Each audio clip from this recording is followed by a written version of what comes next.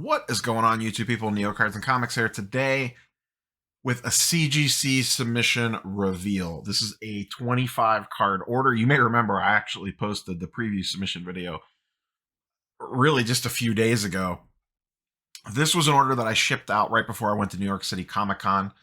It took about 2 weeks total door to door, so that's including shipping, them checking it in, grading it. It took them about a week to grade it, 7 days, and then like 7 days for the other nonsense, shipping to and from in the check-in process.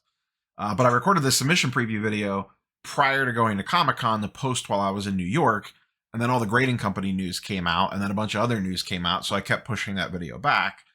So I posted it, late last week, and I actually got my shipping notification that the cards were coming back. So that's why you're seeing the video releases very close together. So 25 card order. If you don't remember or you missed that video, this is a lot of 92 Jim Lee X-Men. I am potentially maybe going to work on putting that set together in a CGC 9.5 or better. I have the two CGC 10s already from a previous submission, and I've talked about it a bunch before. I just think these cards look absolutely perfect in CGC slabs. So I'm going to slowly work through it. If I complete it, cool. If I don't get there, it takes a while. That's fine too. I'm not, racing to be the first. Their set registry is not even set up yet for Marvel stuff to be the first one on the registry to have it. But it is something I'm going to slowly pluck away at with these 25 card bulk orders where, I send 25 in, maybe 10 of them are towards the set, maybe 15 of them. And then, another 10 or 15 or so are just stuff to potentially flip. My goal here is this submission cost me $400, including shipping and the grading fees. My goal on these is to break as close as even on just the grading fees. So if I could get close to $400, that's a win to me. I'm not trying to profit off of this because I'm attempting to put the set together. So if I could just cover most of that cost basis, I am a happy camper. Most of the cards raw, I am using from boxes that I ripped, and my cost basis on those is zero. Those have been long paid for, selling other things out of it. So my cost basis into the wax itself is literally nothing at this point. And I've ripped 2 or 3 boxes of this on the channel, so I had a large stack of just, sleeved and unsleeved stuff that I just started sorting through and pulling things out. So let's go ahead and dig into this. It's 25 cards, so this will take a minute. It's actually 24 cards here. We'll get to it. I actually recorded this video once already. The audio is messed up. I had to re-record it. And in the meantime, something sold that I had to ship out. So first up, we have a Jubilee in a CGC 9.5. Keep in mind, for CGC, they kind of follow the Beckett grading scale. 9.5 is the gem mint grade. Then they have a 10 pristine, and then they have a 10, I think it's a perfect or something like that above that. So 9.5s are what you want or better. So just Jubilee. Once again, a lot of this is just air quotes base cards. This is Cyclops from the Danger Room panel. This is a 9 panel that you put together in your sleeve and it formed a big scene. I have another card from it here, a Gambit. This one also got a 9.5. And just to kind of give you an idea, if you're not familiar with this, this would be a full 9 panel that you would put together and it formed one entire scene. We have another one from this right here. This is the Wolverine, and this one actually got a pristine 10. So this would go right here. So just kind of give you an idea what that looks like. On these ones, I could kind of guess on centering because there's at least one border. For centering on this Wolverine, it was just strictly a blind guess. Back centering was pretty good. I had someone ask me about back centering. Generally speaking, I don't think it doesn't matter that much. I've gotten both PSA 10s, CGC 9.5s, etc. With back centering being off. I did notice on my 10s, and I don't know if this is what swings it or not, my back centering on the 10s were on point. Every 10 that I looked at, the back centering was really good to match the rest of the cards. So that may play a factor in regards to trying to get a pristine with CGC. This right here, I think, is one of the best images out of the entire set. That's the Storm. This got a CGC 9.5. I've just always been, I don't know, that's just the Storm that I grew up with. We'll talk about it here in a little bit when I get to a card in particular, but absolutely gorgeous looking card. This is the X-Men Gold Team, I think. Yeah, Gold Team in a 9/5. I was always Team Blue. Team Blue was way cooler. I mean, I have a blue sitting right here. Like, Blue clearly has the way cooler roster. You have Wolverine, Rogue, Psylocke, and Gambit alone. I mean, you got Cyclops as kind of the Debbie Downer. Oh, and Jubilee. But that roster is way cooler. Over here, you got what? No One Fun. Iceman. That's it. Way cooler team. Way cooler team. Next up, we have a Beast. This one got an 8/5. I looked this one over. I think it was this one. I don't remember what I determined on the first go on this video. I think it might have been a corner. But no idea why that one got an 8/5. Next up, we have an Omega Red. CGC 9/5. We have an Iceman in a CGC 9/5. Always really like this image as well.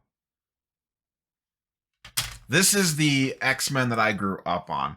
It's a real close tie between the Jim Lee X-Men and the Claremont run. I think this one gets me for sentimental value because this is what I grew up on. A little White Queen action in his 9/5. Sentinel in a pristine 10. Those are my only two 10s of the order, I believe. The Wolverine and the Sentinel. Dark Phoenix and a 9/5.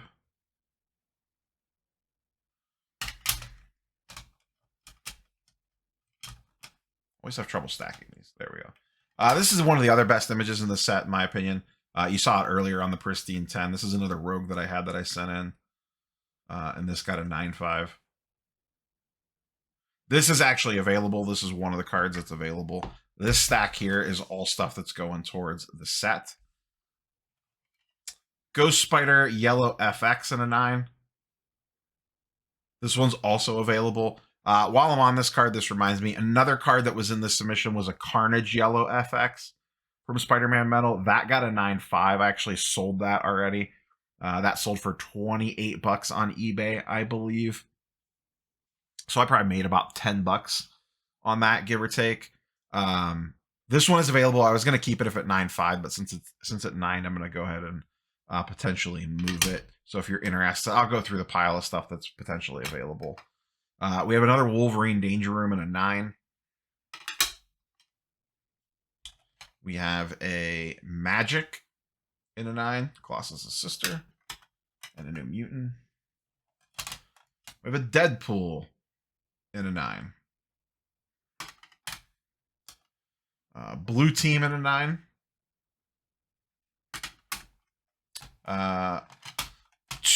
These are both from 91 MU. I just kind of included these in. We have a Doctor Doom in a 9/5. I am potentially toying around going after this set as well. Not 100% sure on it yet. And then I have this Cyclops in a 9/5. This card specifically holds very sentimental value to me.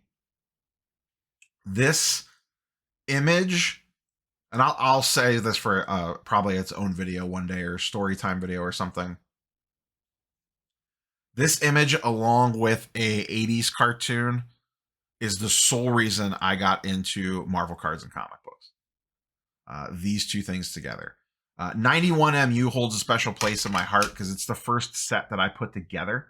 When I was a kid in the store, that was the set that I was buying packs of off the rack and putting that set together and going to flea markets with my grandpa, buying the singles and all that.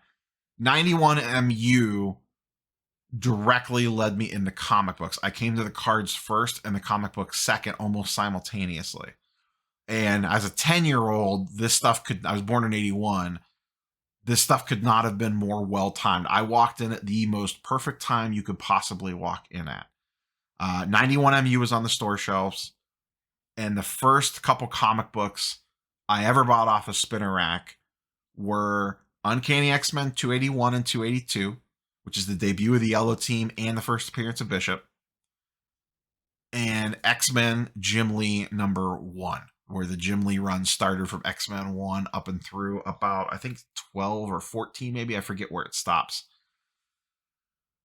You could not ask as a 10-year-old for a more better time to get completely enthralled with comic books than you could walking in as your first comic book off the rack as Jim Lee X-Men #1. It just does not get more perfect than that. You cannot write a better script because of the artwork, the story. It was action packed. It was kind of a reintroduction to the characters. You were getting new teams. You didn't have to know anything about the previous stuff. It was kind of a soft reset, as Marvel tends to do, and it could not be a more perfect jumping on point. Now, as I grew older, I fell in love with the Claremont X-Men, the Dark Phoenix run, X-Men, basically Uncanny X-Men 94 up through Days of Future Past, and even a little bit further than that, but like that kind of run right there that everybody loves. Dark Phoenix Saga, there's a bunch of stuff in there that everyone kind of fell in love with. That one definitely grabbed my heart from a storytelling perspective, but nothing quite hits me like Jim Lee X-Men artwork does. That's still at the core what really drew me in. But this, once again, I'll tell, there's a separate story specifically behind this card, and I'll save that for a different video. I've already derailed this one enough with my yammerings. Okay, this is the pack we're pulling off of. White Queen in a CGC 9. Colossus in an 8/5. Once again, I forget. I looked at this in the first version of this video, trying to figure out. One of them, I could see what it was. There was a corner on one of them. I don't remember if it was the Beast or the Colossus, that I was speculating why it got the 8/5. But always really like this image as well. Mr. Sinister in a 9.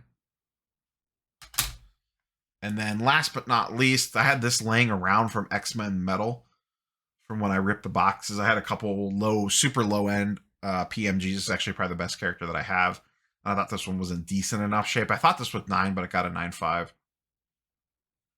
And that is the low series red PMG of Omega Red. So this lot of 8s and 9s, I believe, is sold. I'm just waiting to close the deal on that. That's an 8-card lot. Those, I believe, have sold. This stuff over here I am keeping. If anyone is interested in the Rogue, the Omega Red, or the Ghost Spider Yellow, feel free to let me know in the comments down below or DM me. I think these are going for about $30. There's actually 1 or 2 comps on this, I believe. This, there's no comps on. I know a pristine 10 sold for $125, so I'd probably be at like 50 on this. I really don't know, maybe 60. I don't know. And then this, I think raws are going for between 20 and 50. Someone could correct me if I'm wrong. It's been a hot minute since I looked.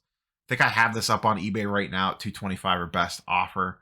So if you are interested in it, feel free to let me know or shoot me an offer on eBay or DM me on IG or whatever your method of communication is. If you're not interested in any of it, that's perfectly fine too. Rest of the stuff, or this stuff I'm keeping. Like I said, this stuff I believe is already sold. If that changes, I'll let you guys know. I have actually a couple different buyers that are always very interested in low end, not lower end, but just cheaper priced Marvel stuff. So I think that lot is already spoken for. But that's the submission. I'll kind of sort through this, work through the stuff that I need to sell, and then get the next submission ready and continue to work on this set. I might actually need to rip another box. I have 1 box laying around, so maybe at some point in time we will fire up either a pre-recorded video or a live box break of 92 Jim Lee X-Men. So like, comment, subscribe. Catch you guys and girls on the next one. Peace.